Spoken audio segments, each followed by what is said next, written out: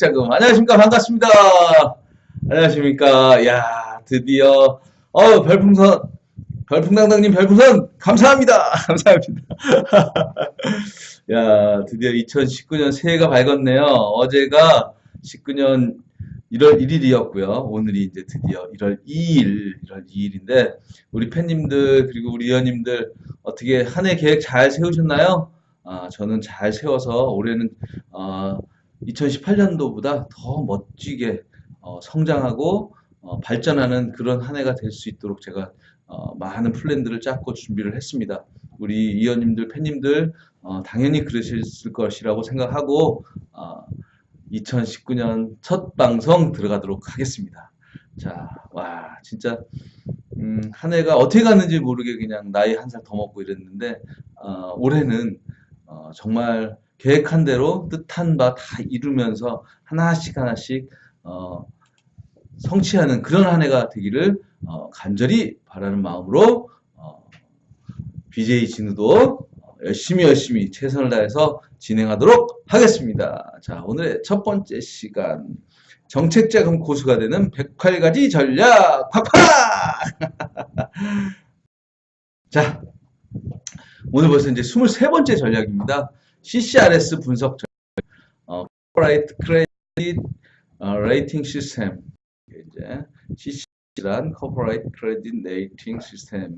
자로 기업 신용평가 시스템으로 불리고 있으며, 국내 모든 금융기관이 동 시스템을 그대로 도입해서 사용하거나 여기에 각자의 첨단 기법을 덧붙여 기업 신용평가에 활용하고 있습니다. 자, 제가 지난 시간에 K값 전략 말씀드렸죠. Corporate. 예. K값을 알기 위해서 우리가 이제 공부를 했었는데, K값 혹시 기억나시나요? K값? 직전 4분기 아니면 증빙할 수 있는 전년도 매출액. 써니님 오랜만입니다. 새해 복 많이 받으십시오. 새해 복 많이 받으십시오. 자, 증빙할 수 있는 전년도 매출액의 25% 빼기 기대출금, 이게 K값이죠. 그 K값에 이어서 그 K값을 적용하는 CCRS 분석 전략을 오늘 공부한다고 했는데, CCRS, Corporate Credit Rating System. 약자로 기업 신용평가, 말 그대로 기업 신용평가 시스템입니다. 국내 모든 금융기관이 이 시스템을 그대로 도입해서 사용하거나 아니면 각자의 첨단 기법을 덧붙여서 기업 신용평가에 활용하고 있습니다. CCRS 1000점 만점 기준으로 구성되어 있으며 주요 3대 항목은 주로 안정성과 관련된 재무 항목, 리스크와 관련된 비재무 항목, 기업 대표와 관련된 대표자 항목, 이렇게 세 가지로 나눠줍니다. 자, 안정성과 관련된 재무 항목, 리스크와 관련된 비재무 항목, 기업 대표와 관련된 대표자 항목, 이렇게 세 가지로 구분이 되는데, 이 세 가지 항목은 기업의 규모에 따라 그 가중치가 다르게 적용되기 때문에 자산 규모가 120억 원 이상인 외감 기업인 경우에는 안정성이 기업의 더 큰 주요 가중치이므로 60%의 가중치가 재무 항목에 배정이 됩니다. 네. 반면 자산 규모가 10억 원 미만이거나 개인 사업자인 경우는 우리가 이제 소기업으로 분류하고, 이러한 소기업에 대해서는 리스크가 더 큰 주요 가중치이므로 60%의 가중치가 비재무 항목에 배정이 됩니다. 자, 1000점 만점 기준으로 주요 항목이 재무 항목, 비재무 항목, 대표자 항목이라고 있었는데, 120억 원 이상인 외감 기업은 안정성이 더 큰 가중치이므로 60%의 가중치가 재무 항목, 그리고 10억 원 미만인 소기업은 비재무 항목에 배정이 된다고 말씀드렸습니다. 자, 또한 대표자 항목도 대표자의 개인 신용 등급 점수와 관련된 경력, 연수 및 주식 보유 비율인데, 이것도 매번 달라지는 것이 아니라 한 번 조정된 값으로 줄곧 변함없이 간다고 하겠습니다. 문제는 영업 리스크, 제품 리스크, 시장 리스크 등과 같은 리스크 요인을 주로 다루는 비재무 항목인데, 여기에는 다분히 평가자의 주관적인 의견이 들어갈 수밖에 없습니다. 그렇기 때문에 너무 편파적이니 주관적이니 이러한 소리를 듣지 않기 위해서 보통 재무 항목과 대표자 항목의 평균치가 바로 BGM 항목에 점수가 되도록 하는 방식이 현장에서 많이 적용되고 있습니다. 즉, 재무 항목과 대표자의 평균이 70%라면 비재무 항목도 만점 기준 70%이기 때문에 전체적으로 1000점 만점을 기준으로 해서 700점이라는 산출을 가늠해 볼 수 있는 것입니다. 700점이라는 점수를 산출할 수 있는 겁니다. 자, 그렇기 때문에 특히 소기업인 경우에는 대표자의 개인 신용등급의 가중치를 비록 20%밖에 되지 않는다고 해도 이것이 전체적으로 차지하는 비중은 소위 말하는 3%의 룰처럼 이건희 회장이 비록 삼성전자의 지분을 3%밖에 소유하지 않았지만 순환출자 등의 지배구조에 따라서 전체 삼성그룹을 좌지우지하는 최대 주주인 것처럼 소기업에서 차지하는 대표자의 20%의 가중치는 전체 기업 신용평가 점수를 좌지우지하는 키포인트라 하겠습니다. 결론적으로 지난 시간에 말씀드렸던 K값과 자꾸 오늘 목이 많이 타네요. 오늘 말씀드린 CCRS를 합해서 결론을 정리하자면 기업의 여신한도는 기업 신용평가 시스템 CCRS 기업 신용평가 시스템을 통해서 산출되는 것이 아니라 심사역의 방식 K값 산출 방식으로 여신 금액을 정해놓고 다른 값들과 함께 CCRS의 데이터를 입력하면 CCRS는 1000점 만점 기준으로 점수가 산출되는데 각 금융기관마다 각 금융상품에 따라 정해놓은 커트라인 보통 700점 전후 커트라인을 통과하면 당초 입력했던 여신금액의 대출이 가능한 것이고 커트라인에 미치지 못하면 당초 입력했던 여신금액의 10분의 1, 100분의 1이라도 여신이 되는 것이 아니라 여신 자체가 불가능, 즉 거절된다는 것입니다. 이해하셨나요? 자, 다시 한번 볼게요. 기업 여신한도는 기업 신용평가 시스템을 통해 산출되는 것이 아니라 심사역의 방식, K값 산출 방식으로 여신 금액을 정해놓고 다른 값들과 함께 CCRS 데이터를 입력하면 CCRS에서 1000점 만점 기준으로 점수가 산출되는데 각 금융기관마다 각 금융상품에 따라 정해놓은 커트라인 보통 700점 전후 이거를 통과하면 당초 입력했던 여신금액의 대출이 가능한 것이고 커트라인에 미치지 못했다면 당초 입력했던 여신금액의 10분의 1, 100분의 1이라도 여신이 되는 것이 아니라 여신 자체가 불가능, 즉 거절된다는 것입니다. 자, 됐죠?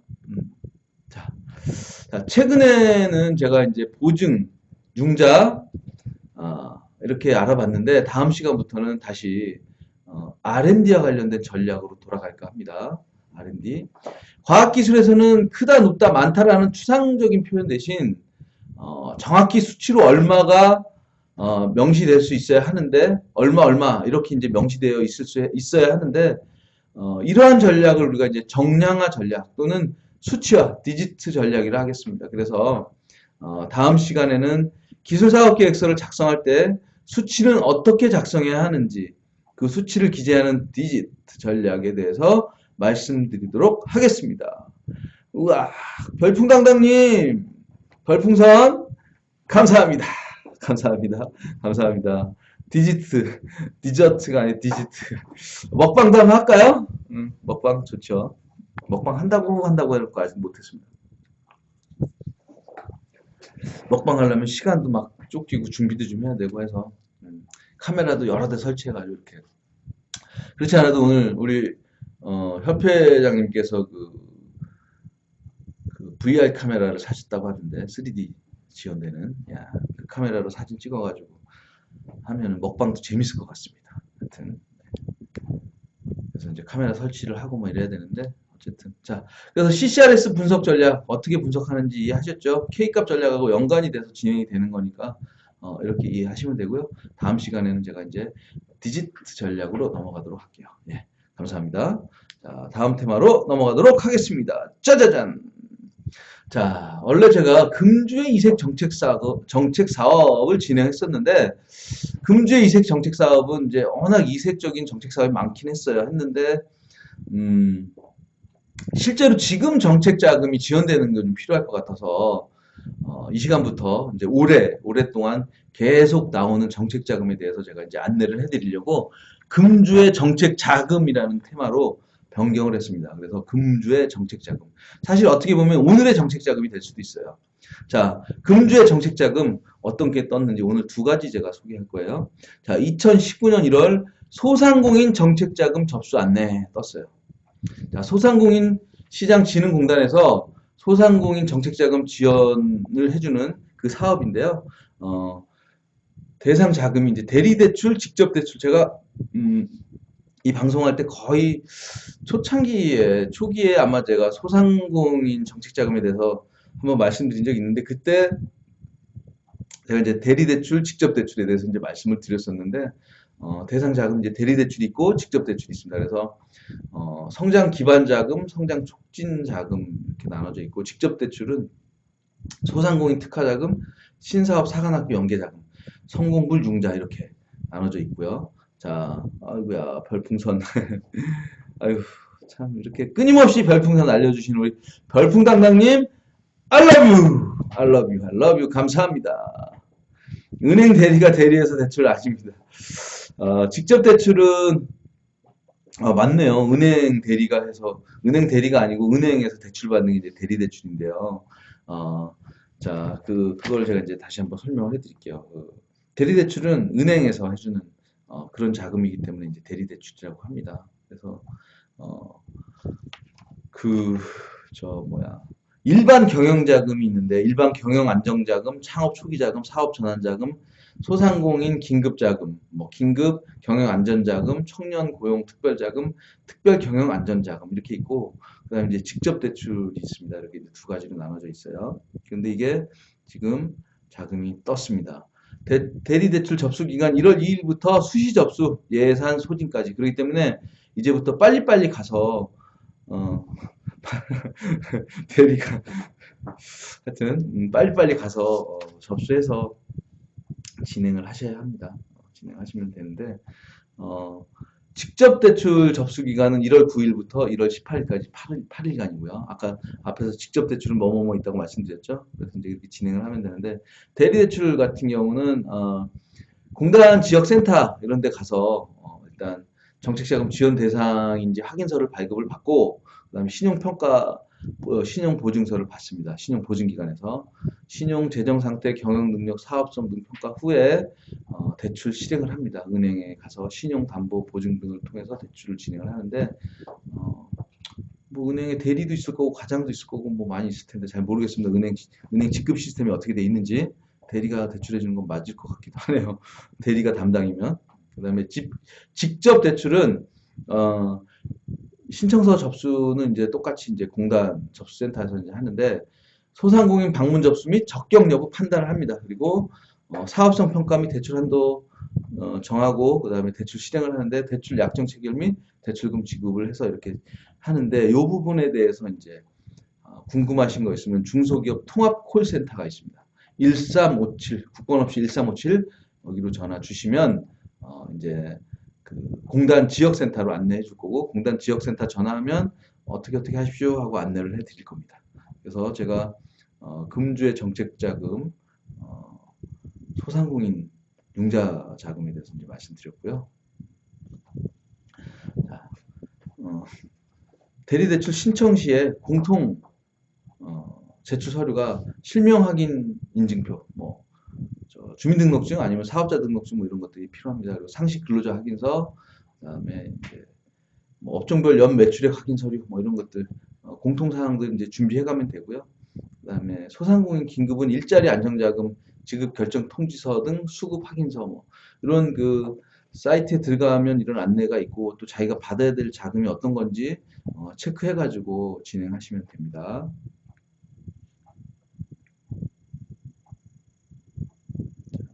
그리고 하나 더 준비했어요. 하나 더. 음. 이거는 뭐냐면 2019년 경기도 중소기업 육성자금 융자지원 계획 공고 해가지고 이것도 이제 융자인데 경기도 중소기업 육성기금 설치 및 운영 조례 제14조 규정에 따라서 2019년도 중소기업 육성자금 융자지원 계획을 다음과 같이 공고합니다. 해서 2018년 12월 28일 경기도지사가 공고를 했습니다. 이 자금은 지금 일반 기업, 뭐 신기술 기업, 벤처 창업 기업, 여성 기업, 고성장 기업, 뭐 청년 혁신 창업, 소상공인 해가지고 이렇게 자금 용도가 쭉 있고 지원을 해주는 사업입니다. 그래서 경기도에 관련된 이런 자금이 떴으니까 요거 역시도 융자인데 이제 융자 말고도 이제 R&D 자금 뜨면 제가 계속 이제 매주마다 올려드릴 건데요. 요 자금은 여기 경기 신용보증재단 각 지점 온라인 접수는 g-원이.gg.go.kr로 들어가시면 되고요. 대표번호 아까는 1357이었는데 여기는 1577-5900, 1577-5900 해서 각 지점이 있습니다. 수원지점, 성남지점, 평택지점, 각 경기도 지점 여기에다가 연락을 하시면 우리가 이제 금주의 정책자금 두 가지 소상공인 진흥공단에서 지원해주는 융자 그리고 경기도지사가 이제 공고했던 경기신용보증재단에서 해주는 융자 이렇게 두 가지 오늘은 이제 말씀드렸는데 요거 참조하셔서 우리 자금 운영하시는데 확인을 해보셨으면 좋겠습니다. 자, 다음 테마로 넘어가도록 하겠습니다. 짜자잔. 별풍선 별풍선 우리 별풍당당님 별풍선 너무너무 많이 주셔서 감사합니다. 이 은혜를 제가 어찌 갚아야 할지 알라뷰 해드릴까요? 이렇게 당구대를 사드려야 될 것 같아요. 아무래도. 자, 그리고 금주의 유용한 팁 제가 지금 중소벤처기업부 사업 정리 계속 해드리고 있는데 오늘은 최종평가에 대해서 이제 말씀드릴 겁니다. 최종평가는 최종 점검, 사업비 정산, 최종 평가 어떻게 하는지 그거에 대해서 이제 쭉 훑어보도록 하겠습니다. 사실 먼 얘기인 것 같기도 하지만 우리가 과제가 선정이 되고 나면 이런 일련의 일들을 다 알고 있어야 돼요. 알고 있어야 되고 하기 때문에 제가 이제 최종 평가까지 왔네요. 벌써 제가 이제 시작부터 평가까지 왔어요. 그 7번째 테마로 온 것 같아요. 벌써 여기가. 금주에 이용한 팁이 한 7번째 되는 것 같은데 자, 최종 평가란 어떤 거냐면 기술개발 과제를 대상으로 평가위원회를 개최해서 성실 수행 또는 실패 여부를 평가하는 것입니다. 비주얼 내용이 비주얼과 내용이 충실한 출실한 아이고 감사합니다. 사아트님 감사합니다. 자, 최종평가는 우리가 이제 과제, 기술개발 완료과제 대상으로 평가위원회를 개최합니다. 대면평가를 합니다. 이것도 역시.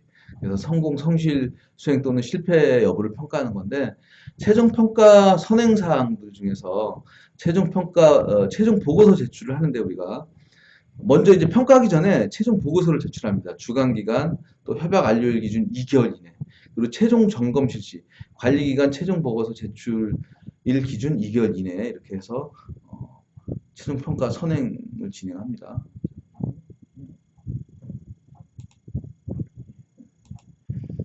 그래서 최종 점검 개요 해가지고 최종 점검이란 기술 개발의 최종 결과물을 확인하고 사업비 사용 내역 등에 대한 검토를 하고 정산을 하는 겁니다. 그래서 최종 점검 준비 사항을 보면 개발 완료 현황 보고 자료, 그다음에 개발 완료 결과물, 구입한 장비 및 연구 기자재 이런 것들을 이제 준비를 해야 되고 또 사업 계획서 작성된 것도 비교를 다 해봐야 되고 최종 보고서도 사업 계획서에 맞게 또 작성을 해야 되고 사업비 사용 내역 및 증빙 서류도 다 준비를 해야 돼요. 통장 사본 어떻게 사용했는지 그것도 이제 봐야 되고요. 자, 그리고 최종 평가 준비 방법에는 전산 시스템에 우리가 이제 입력을 해야 됩니다. 입력 완료를 해야 되고 보고서 제출도 해야 되고 기술 개발 기간 중 발생한 유무형의 발생품도 준비를 해야 되고 협약 대비 변경사항 통보 및 시스템 등록 여부 이런 것도 다 체크를 해야 돼. 그래서 문제가 없게끔 다 일치가 돼야 돼요. 일치. 사업계획서, 그다음에 최종 보고서, 전산 시스템 이게 다 일치가 돼서 정리가 돼야 됩니다. 그래서 규정에 따른 사업비 관련 집행 영수증의 처리, 그다음에 정부 과제 진행 여부 이런 모든 것들이 다 이제 매칭이 돼야 되니까 잘 정리를 해놔야 됩니다. 그래서 과제를 수행하기 시작하면 그때부터 우리 과제가 어떻게 흘러가는지까지 다 일목요연하게 정리가 되고 통일이 돼야 됩니다. 하나라도 틀어지면 안 됩니다. 그래서 이제 최종 점검 절차는 최종 bo고서를 smtech.go.kr 이 사이트에 업로드를 하게 되고 여기 말고 이제 itech.kt.go.kr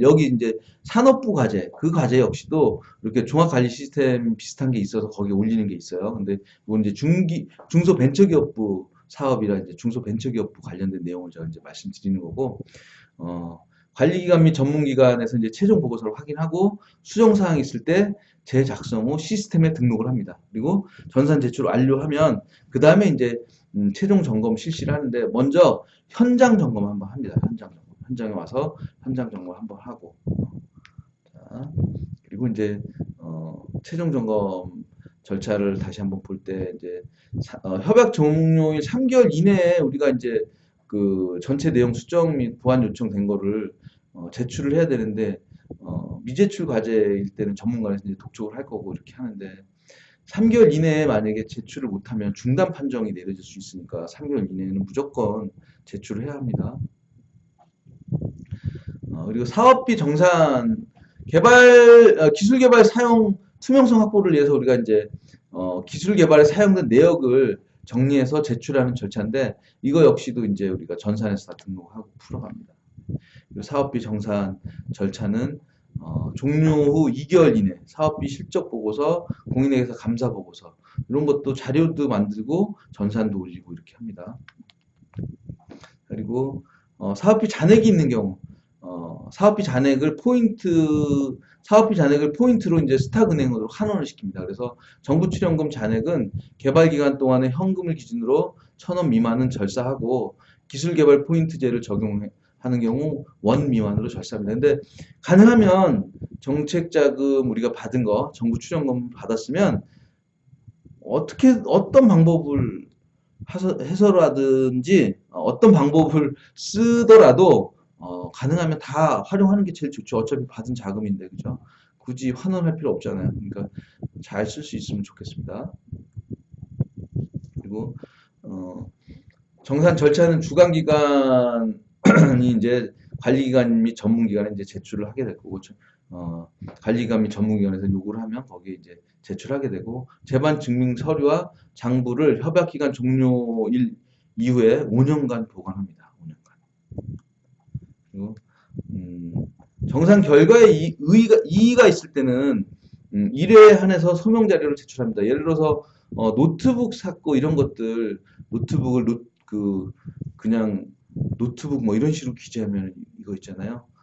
정산 못 받습니다. 정책자금으로 지원 안 됩니다. 그래서 그런 부분 어떻게 풀어가야 될지 잘 정리해야 되고 통보일로부터 10일 이내에 일에 한해서 이의사유서와 주관기관 대표자 명의의 공문으로 관리기관에 이의 신청 가능합니다. 자, 그리고 이의 신청 완료 후에 이제 정산 결과 다시 등록하면 되고요.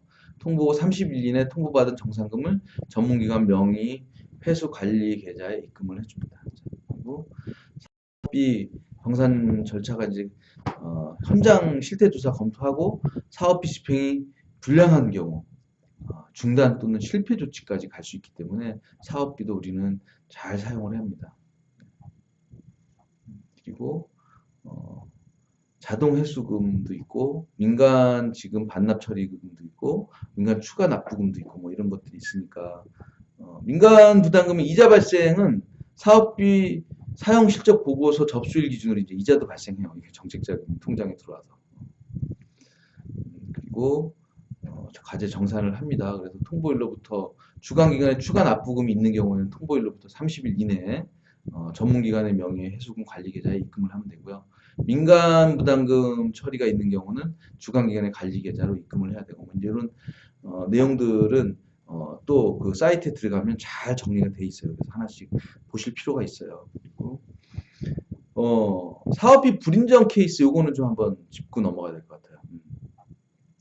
과제 수행과 관련 없거나 증빙 서류가 미비한 경우, 집행력을 보고하지 않은 경우, 전문기관의 승인을 득해야 하는 사업비 변경 또는 사용 사항에 대해서 승인 절차를 거치지 않고 집행한 경우, 사업비 집행 내역 확인이 불가능한 경우, 협약기간 이전 또는 협약기간 종료 후 집행한 경우, 현물 부담액을 부당하게 계산하거나 집행한 경우, 연구비 카드 또는 계좌이체로 집행하지 않은 경우, 집행 증빙이 수기, 입금표인 경우, 사업비의 관리 및 사용 기준 지침 12에 따라서 집행되지 않은 경우, 그리고 기타 관리기관장의 사업비 용도 부적합하다고 인정되는 경우, 수행기간 중에서 인적 물적 구분이 곤란한 기업 간 또는 대표자 동일 기업 간의 사업비 현금 거래를 한 경우, 요게 이제 사업비 불인정 케이스니까 이런 부분들은 굉장히 주의해가지고 진행하셔야 합니다. 그래서 이제 최종 평가가 진행이 되는데 이제 사업비까지 다 해서 하게 될 텐데 완료 과제에 대해서 기술평가위원회 개최를 통해서 개발 과제의 최종 성공 여부를 결정하게 됩니다. 그래서 최종 평가 통보가 되게 되고요. 최종 평가 결과가 확정이 되면 이제 연구노트, 최종 보고서, 증빙 서류, 현장 실태 조사 의견, 과제 책임자의 발표 또는 시연 이렇게 해가지고 종합 평가를 해서 이 종합 평점이 평가위원 점수의 합계 최고 점수 플러스 최저 점수. 재미없어서 다 나갔나요? 들어온 사람이 별로 없어요 오늘. 평가위원 2명은 뺍니다. 최고 점수에서 최저 점수. 근데 이거는 어쨌든 알아놔야 되니까. 자, 빨리빨리 지나갈게요. 이거 뭐 시간도 얼마 하지도 않은 건데 뭐. 오늘 들어오신 분이 몇 명 없습니다. 자, 최종 평가 결과가 이제 확정이 이제 성공하고 이제 실패로 이제 들어갈 텐데, 성공은 종합평점 60점 이상, 실패는 종합평점 60점 미만 이렇게 이제 할 거고요. 제가 이제 말씀드렸던 성공 과제 이런 게 이제 할 거고, 재미없다니까 빨리빨리 넘어가야지. 이의 신청 성공 과제, 실패 과제 이제 정리될 거고요. 그래서 이렇게 진행이 되는데, 평가 기준 준비 방법에 대해서 이제 한 가지 질문 한 3페이지인데 한 개씩만 제가 짚어볼게요. 기술 개발이 완료된 후 최종 평가서를 제출해야 하는 시기와 방법은 어떻게 되는지 알고 싶습니다. 주관 기간은 협약 기간 종료일부터 2개월 이내 최종 보고서, 공인증 기간의 시험 성적서 등 기술 개발 결과를 객관적으로 증빙할 수 있는 자료를 포함해서 종합 관리 시스템에서 제출한 후 최종 보고서 7부를 출력해서 전문기관에 제출해야 합니다. 맞아요. 최종평가위원회에서 발표하는 기업은 지진화 기업 맞아요. 서류하고 이런 자료들이 다 정리가 되면 발표를 안 합니다. 안 하고 거기서 평가가 될 거고요. 산자부 과제는 최종평가에 발표를 합니다. 다릅니다. 중기부 과제는 발표 안 해도 됩니다. 맞습니다. 별풍당당님. 제가 산자부 과제, 중기부 과제 다 해봐서 알아요. 최종평가는 어떤 방식으로 진행되는지요? 최종평가는 기술개발이 완료된 모든 과제에 대해서 서면 또는 대면 평가를 하며 현장 실태조사 검토 의견 최종 보고서 및 증빙 자료를 종합적으로 검토해서 성공 및 실패 판정을 하게 됩니다. 다만 서면 평가로 진행된 과제의 경우 성공 또는 실패 판정이 어려운 경우에 한해서 평가 보류로 판단할 수 있으며 대면 평가를 통해 재평가를 실시하게 됩니다. 이 부분이 지금 최종 평가에서 발표하는 기업은 문제가 있는 기업이라는 걸 말씀드린 거예요. 맞아요. 자, 하나 더. 실패 판정을 받은 과제에 대해서 이의 신청을 하게 되면 평가는 최종 평가와 동일한 방식으로 진행됩니까? 이의 신청에 따른 재심의 평가위원은 최종 평가와 마찬가지로 7인 내에 해당 분야 전문가로 구성되며 당초 최종 평가에 참석위원은 제외하게 됩니다. 평가는 대면 평가로 진행되며 주관기관의 이의 신청 사유 및 내용에 대해 소명을 듣고 평가위원 과반수 이의 신청 사유가 타당하지 않아 부적합 판정을 하게 되면 실패가 확정되고 과반수가 가 판정을 하는 경우 최종 평가에 따른 재평가가 이루어집니다. 자, 이 정도만 해도 충분히 이해하셨을 것 같고요. 이 신청평가위원회의 다른 이름은 소방수. 네, 소방수. 불 끄기 작전입니다. 그래서 이제 그 서면 평가하고 이제 서면 평가가 아닌 이제 그 검토 이제 현장 실태 조사, 검토 의견, 최종 보고서, 증빙 자료 이런 것들을 제대로 제출을 하면 우리가 이제 대면 평가까지 안 가도 돼요. 자, 그러면 재미없는 중소벤처기업부 최종 평가 기준 방법, 최종 평가 준비 방법까지 이제 말씀드렸는데 어쨌든 재밌든 재미없든 저한테는 굉장히 중요한 공부가 되고 우리 위원님들 아니면 우리 팬님들도 공부가 될 거라고 생각하고 계속 갈 겁니다. 이 중소벤처기업부 사업 정리는. 자, 다음 테마로 넘어가도록 하겠습니다. 짜자잔. 자, 다음 테마 역시 이거는 꼭 이쪽 부분에서 이렇게 조금 깨집니다.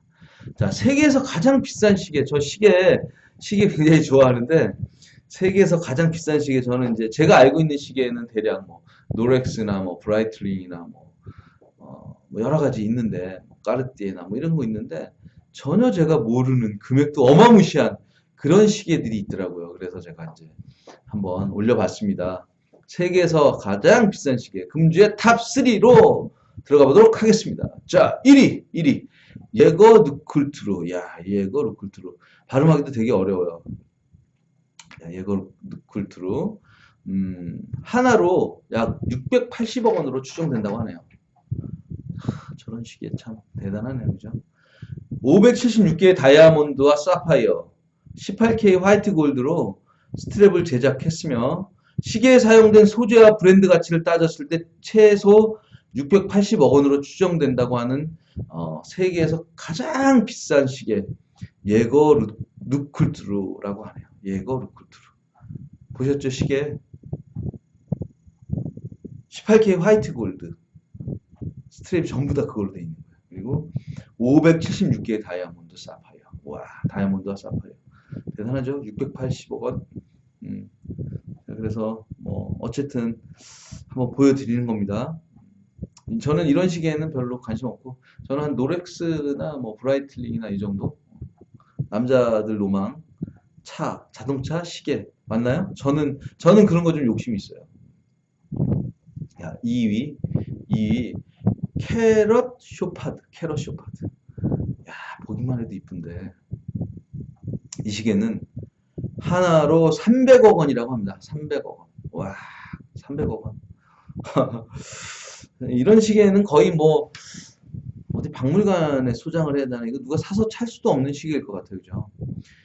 15캐럿의 레드 다이아몬드, 12캐럿의 블루 다이아몬드, 11캐럿의 실버 다이아몬드가 세팅되어 있으며 이거는 여자 시계일 것 같아요. 아무래도. 그 외에 시계 주변 몸체 등에 세팅된 163캐럿 다이아몬드를 전부 포함하면 총 201캐럿 874개의 다이아몬드로 구성되었다고 합니다. 이야, 874개의 다이아몬드. 남자가 차기에는 좀 너무 화려하지 않나요?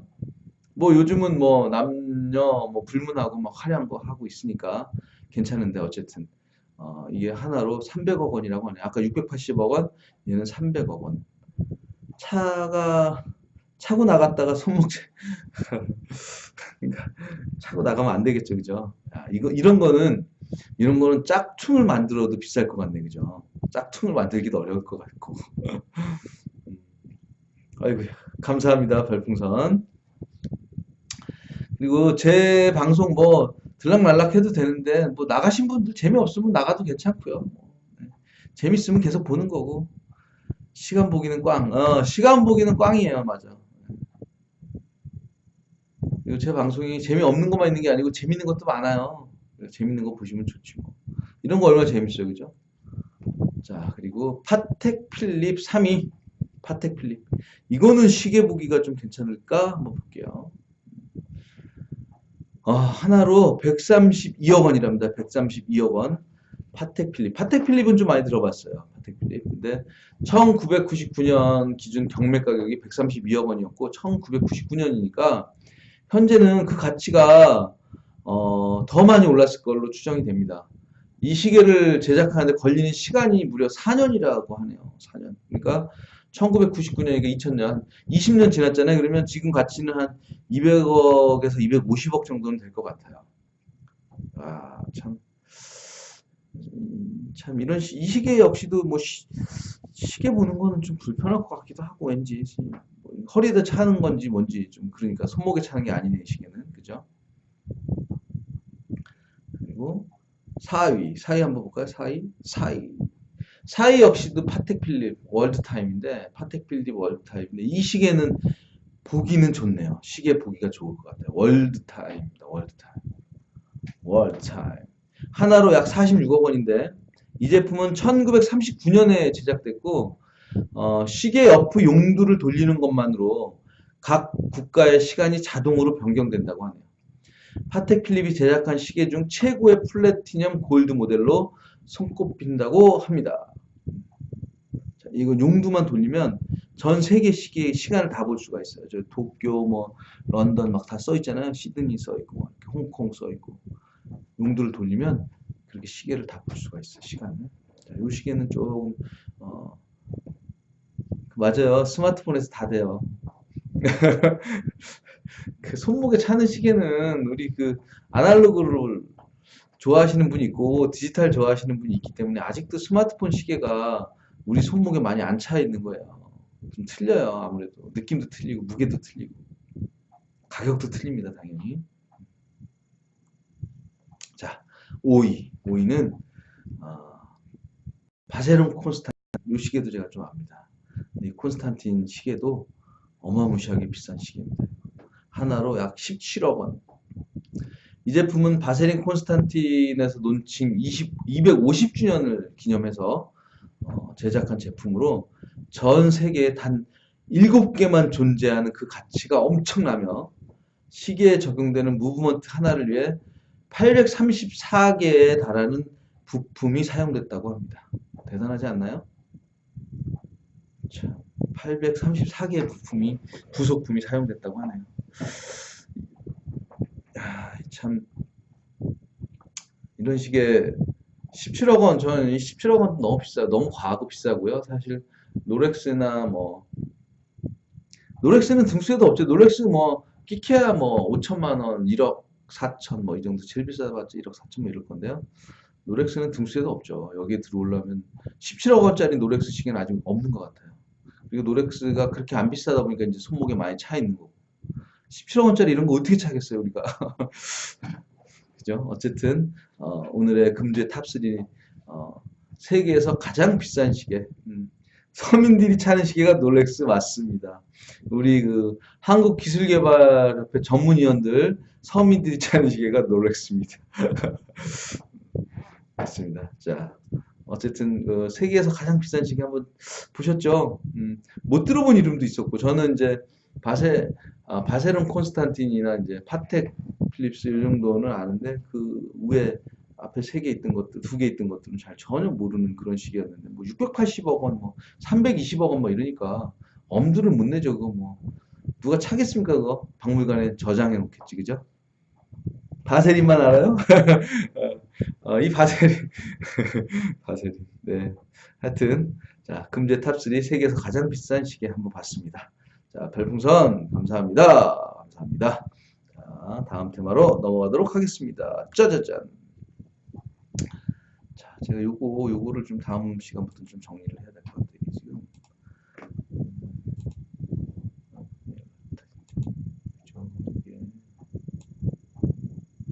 잘 안 맞아. 자 광고 시간이 됐는데 여기서 잠깐 또 그냥 넘어갈 수 없는 시간 그죠? 벌써 우리 별풍당당님 그냥 막 다 쏴주시네요. 막 금덩어리 던져주시고 박수 쳐주시고 예 좋습니다. 오늘도 정책자금송은 계속됩니다. 자 하나 둘 셋 넷 자금을 드립니다. 여러분께 드립니다. 삼태기로 퍼드립니다. 에루와 둥실 두둥실 여기서 제가 참 다시 가야 돼요. 바꿨어. 가사를 다시 개사했어요. 다시 개사했기 때문에 좀 보고 갈게요. 저도 어려운 건 아닌데 어쨌든 뭘 개사를 했냐면 하나를 바꿨어요. 다시 시작. 아, 술도 주시고, 돈도 주시고, 어쩐지, 이제 노래 나오겠네. 약도 주시고. 자, 하나, 둘, 셋, 넷. 자금을 드립니다. 아, 여러분께 드립니다. 삼태기로 퍼드립니다. 에루아둥실 코테라. 말 잘 듣는 기업에게 자금을 듬뿍 전해주고 잘 따라오는 기업에게 더 많은 자금을 전해주죠. 에루아둥실 두둥실 두리두리둥실 정실미. 코테라와 정실미가 들어갔습니다. 코테라와 정실미. 어느 타이밍에 저도 들어가야 될지 아직 잠깐 생각이 안 나서 어쨌든 다시 한번 부르게 됐는데, 코테라와 정실미, 코테라와 정실미에서 자금을 듬뿍 전해드립니다. 자, 드디어 광고. 자, 2019년 제1차 기업 R&D 지도사 및 실무자 양성 교육기간 2019년 1월 7일부터 2월 1일까지인데, 금일부터 2019년 1월 4일까지 접수입니다. 이번 주 금요일까지 접수예요. 지금 벌써 자리가 꽉꽉 차가고 있기 때문에 하루라도 빨리 접수를 하셔야 교육을 받으실 수 있습니다. 자, 꼭 빨리빨리 접수하시기 바랍니다. 그러면 기업 R&D 지도사 및 실무자가 어떤 일을 하는 건지, R&D 지도사가 하는 일 잠깐 제가 짚어드리도록 할게요. 일반 기업체 취업할 때 경영 및 기획, 연구 관련 직종에서 기업 R&D 전문가로 활동할 수가 있고요. R&D 기획 및 지원 관련 컨설팅 창업을 할 수 있고, 공공기관 및 유관기관 이촉 강사 활동, 제가 이제 컨설팅 창업도 하고 유관기관 이촉도 돼 있고 강사 활동도 하고 있습니다. 그리고 기업 컨설팅 전문가, 예를 들면 세무사, 회계사, 행정사, 경영지도사, 보험설계사, 변리사, 이분들의 R&D 역량이 강화될 수가 있습니다. 그래서 이렇게 기업 R&D 지도사가 하는 일인데, 이 기업 R&D 지도사가 되면 우리는 평생 잡을 하나 만드는 겁니다. 그래서 꼭 내 평생 새로운 직업을 만들고 싶으신 분들은 빨리빨리 기업 R&D 지도사 실무자 양성교육 신청하시기 바랍니다. 자, 그럼 그냥 알면 좋은 상식 보도록 하겠습니다. 자, 개판 5분 전의 유래를 알아보도록 하겠습니다. 개판 5분 전. 10개네요. 10개. 11개. 개판 5분 전. 우리 개판 5분 전이냐 막 이러잖아. 그죠? 근데 나쁜 뜻으로 쓰이잖아요. 우리가 지금. 근데 그 개판 5분 전에 의미가 따로 있어요. 자, 유래가. 자, 11개. 11개자를 써서 밥판이 열린다는 뜻이에요. 밥판이. 자, 볼게요. 피난촌에서 배급을 하기 전에 개판 5분 전을 외쳐서 배식을 알립니다. 아까 11개라 그랬잖아요. 밥판이 열린다. 그래서 개판 5분 전, 개판 5분 전! 이렇게 외쳐서 이제 배식을 알리는 거예요. 예? 개판 5분 전! 이렇게 이제 외칩니다.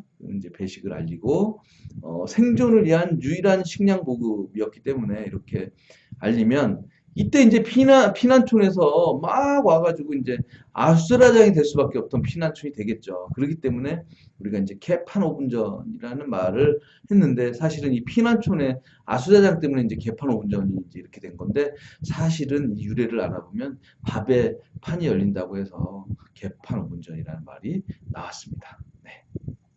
그리고 하나 더 볼게요. 그동안 우리가 잘못 알고 있던 상식. 자, 호텔의 스위트룸은 스윗룸이 아니고 스윗룸입니다. 자, SUIT 룸. 개판. 견판? 개견자인가요? 자, 호텔의 스위트룸은 달콤한 룸이 아니고 슛룸입니다. 야구의 콜드 게임은 COLD 게임이 아니고 CALLED 콜드 게임입니다. 농구 골대를 뜻하는 링은 RING가 아니고 RIM, 림입니다. 그러니까 우리가 잘못 알고 있는 상식들이 많아요, 의외로. 밭에 물 뿌리는 스프링클러가 스프링쿨러 이렇게 우리가 알고 있잖아요. SPRINGCOLER. 저도 이렇게 알고 있었는 것 같은데 실제로 이게 아니고 SPRINKLER. 스펠링 완전히 틀립니다. 그리고 sakspin은 중국어가 아니라 싹스핀 이렇게 영어였습니다. 그리고 무역센터 같은 센터는 원래 CNTR 센터가 아니고 CNTR 센트리. 센터도 되긴 됩니다. 자, 그리고 작은 초코파이, 빅파이는 BIG 빅파이가 아니고 VIC 파이, VIC. 오페라의 주연 프리마돈나는 프리마돈나 이게 아니고 TR 예. 프리마돈나 이거는 지금 네. 발음을 어떻게 하느냐에 따라 조금 틀릴 것 같습니다. 프리마돈나. 그리고 히틀러가 독일인이 아니고 오스트리아인 이거는 뭐 아실 것 같고 환타 짝꿍 탄산음료는 미란다가 아니라 미린다라고 하네요. 미린다. 우리 미란다라고 알고 있었나요? 자, 녹차, 우롱차, 홍차 모두 같은 입이고요. 과자 중에 우리 맛이 나는 과자는 오징어 칩이 아니고 오징어 칩이라고 하네요. 오징어 칩. 마요네즈가 아니라 마요네즈. 미란다는 맞아요. 미란다는 연극 이름 맞아요. 벗는 연극 중에 미란다 있었어요. 맞아요. 후! 별풍선 18개! 별풍선. 아, 별풍당당에 오늘 별풍선 대박 났습니다. 감사합니다. 감사합니다. 야, 이거 어떻게 제가 다 감당을 해야 될지 모르겠습니다. 별풍선 너무 많이 안 쏴주셔도 돼요. 별풍당당님 감사합니다. 어쨌든 감사합니다. 아, 이 시점에서 또 그러면 또 이것도 한번 해드려야 되겠네. 배트맨. 아, 보답을 해드려야지 어쨌든. 배트맨 별풍당당님 감사합니다. 자, 마요네즈가 아니라 마요네즈. 자, 호랑이는 한자어입니다. 호랑. 한자입니다. 자, 검사, 의사, 변호사의 사자는 한자어로 다 다른 글자입니다. 자, 잘못 알고 있던 상식 좀 있죠, 그래도? 네. 오늘을 계기로 상식들 좀 공부하셨으면 좋겠습니다. 자, 좋습니다. 제 방송 뭐 다 나갔든 들어왔든 상관없습니다. 뭐 왔다 갔다 하셔도 상관없고. 자, 어쨌든 제가 오늘 이렇게 새해 첫날 방송 준비했고요. 뭐 저는 어떻게 됐든 간에 제 나름대로 최선을 다해서 좋은 정보 드리려고 준비 많이 했고요. 좋은 정보 아낌없이 팍팍 드리고 있습니다. 근데 별풍선은 그냥 팍팍 쏘고 있습니다. 막 오마이갓. 우리 별풍당당님 너무너무 감사합니다. 어떻게 해야 될지 모르겠습니다. 춤 한번 춰야 되나요, 이거? 춤 한번 리리리리리 춤 한번 출까요? 그만. 오늘은 그만. 감사합니다. 너무너무 감사합니다. 별풍선. 자, 그리고 이제 새해 첫날 바로 다음 날이네. 1월 2일 제가 이제 첫 방송을 이렇게 스타트 했습니다. 앞으로 1년 동안 좋은 방송 준비해서 쭉쭉 치고 나갈 수 있도록 열심히 할 테니 많이 홍보해 주시고 많이 마구마구 들어와 주세요. 그래야 제가 방송할 맛이 나니까. 자, 많이 들어와 주시고 우리 팬님들 그리고 우리 별풍당당님 그리고 우리 위원님들 모두 올 한 해 대박 나시라고 온 우주의 길을 모아서 팍팍 드립니다. 감사합니다.